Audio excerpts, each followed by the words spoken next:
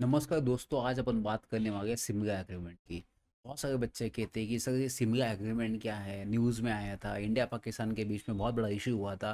तो सर इसका कुछ आइडिया बताइए। तो आज ही अपन डिस्कस करते हैं बहुत डिटेल में इसके फैक्ट्स के बारे में, क्योंकि ये क्लैट में बहुत इंपॉर्टेंट टॉपिक बनने वाला है। तो बहुत सारे बच्चों के सवाल के बाद कल लॉन्चर आपके लिए बहुत बेहतरीन वीडियो लेके आया है, जिसमें अपन सबसे पहले बात करेंगे सेक्शंस की, उसके प्रोविजंस की, एंड फिर बात करेंगे उसके एमसीक्यू, इसमें कौन से एमसीक्यू आते हैं। तो चलो आइए बात करते हैं सिमला एग्रीमेंट की। तो सबसे पहले फर्स्ट बच्चों, इंडिया पाकिस्तान के बीच में सिमला एग्रीमेंट कब साइन किया गया? क्योंकि ये बहुत इंपॉर्टेंट टॉपिक है, क्योंकि आप समझिए ये एग्जाम के पॉइंट ऑफ व्यू से इतना इंपॉर्टेंट है कि आने वाला 100%। तो सिमला एग्रीमेंट साइन किया था बेसिकली 1972 में साइन किया गया था। बिकॉज ऑफ 1971 में इंडिया पाकिस्तान के बीच में झगड़ा हुआ था, बहुत बड़ा वॉर हुआ था। एंड पीसफुल सेटलमेंट के लिए अपन ने इनिशिएटिव लिया था, पाकिस्तान ने इनिशिएटिव लिया था, और दोनों के बीच में एक एग्रीमेंट साइन हुआ 1972 में। उसे सिमला कहा जाता है, सिमला एग्रीमेंट। बेसिकली सिमला एग्रीमेंट होता है हिमाचल प्रदेश में। एंड इसी एग्रीमेंट में बहुत सारी चीज़ें को डिस्कवर किया गया है। तो सबसे आगे फर्स्ट पॉइंट क्या बच्चों, इसमें आपने देखा होगा बांग्लादेश को रिकग्नाइजेशन मिला है। मतलब इस एग्रीमेंट के थ्रू बांग्लादेश एक नया नेशन बन चुका है। दूसरा, ये एग्रीमेंट में थर्ड पार्टी का इंटरवेंशन नहीं था। मतलब कोई भी तीसरी पार्टी इसमें एंटर नहीं कर सकती। ये सिर्फ बायोलैटरल ट्रीटी है। इसमें थर्ड पार्टी इंटरफेरेंस बिल्कुल अलाउ नहीं है। आपने देखा होगा, न्यूज़ में सुना होगा आपने कि यूएस ने इंटरफेरेंस किया।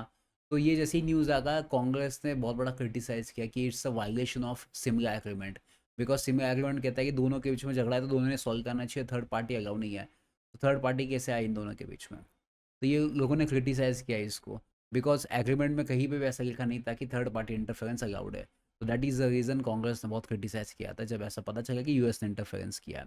तो इसमें कोई भी तीसरा पार्टी इंटरफेरेंस नहीं कर सकता। तीसरा बच्चों, सबसे इंपॉर्टेंट होता है चार्टर। ये चार्टर क्या बेसिकली टर्म्स एंड कंडीशन है जो यूनाइटेड नेशन का अपन ने साइन किया है। तो ये चार्टर 51 ये कहता है सेल्फ डिफेंस। अगर कोई कंट्री आपके ऊपर वॉर करती है, टेररिस्ट एक्टिविटी होती है, तो उसके बदले में आप सेल्फ डिफेंस के चक्कर में उनके ऊपर अटैक कर सकते हो। तो ये चार्टर 51 कहता है यूनाइटेड नेशन का। तो बच्चों ये तीन पॉइंट ध्यान रखना है। सबसे पहले फर्स्ट, साइन कब किया? 1972। Second, recognition of Bangladesh as a new nation. Third party interference is not allowed. And article 51 under the charter of United Nations. तो ये कुछ इंपॉर्टेंट चार पॉइंट्स आते हैं।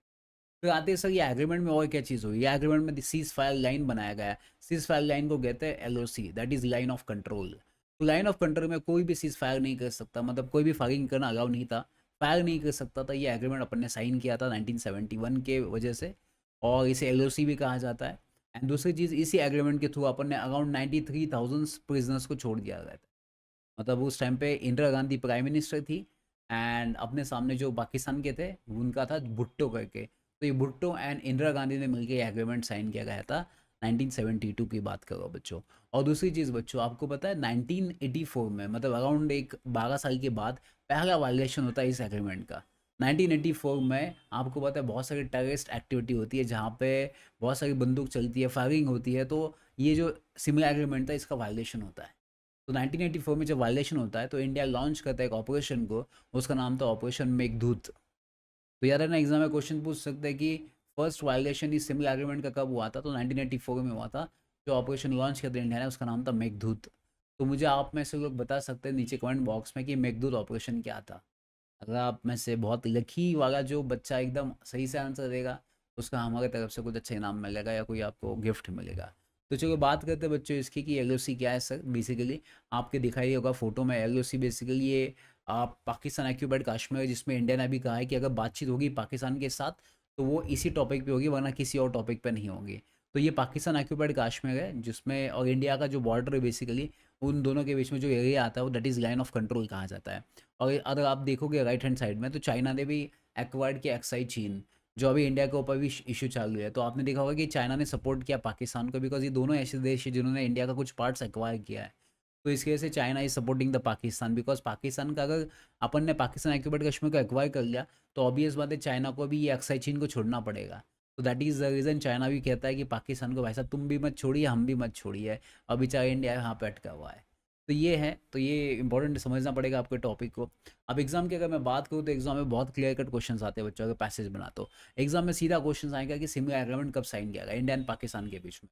तो आपका आंसर क्या होना चाहिए? आपका आंसर होना चाहिए 1972।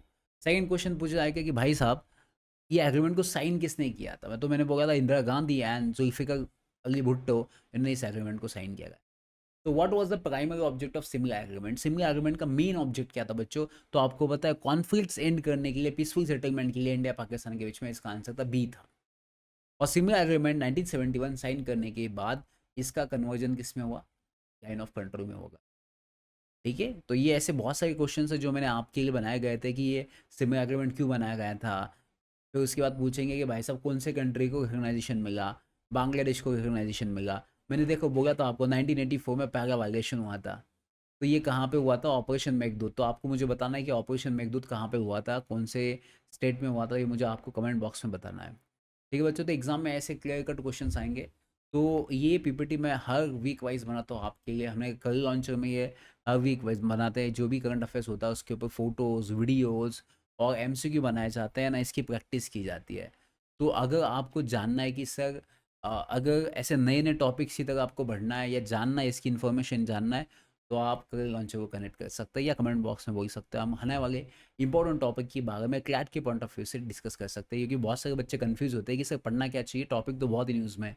तो ऐसे रिसेंटली जो टॉपिक आते हैं उसी को अपने फोकस करना चाहिए, जो एग्जाम के पॉइंट ऑफ व्यू से बहुत इंपॉर्टेंट। ठीक है बच्चों, thank you so much for your valuable time, take care, bye.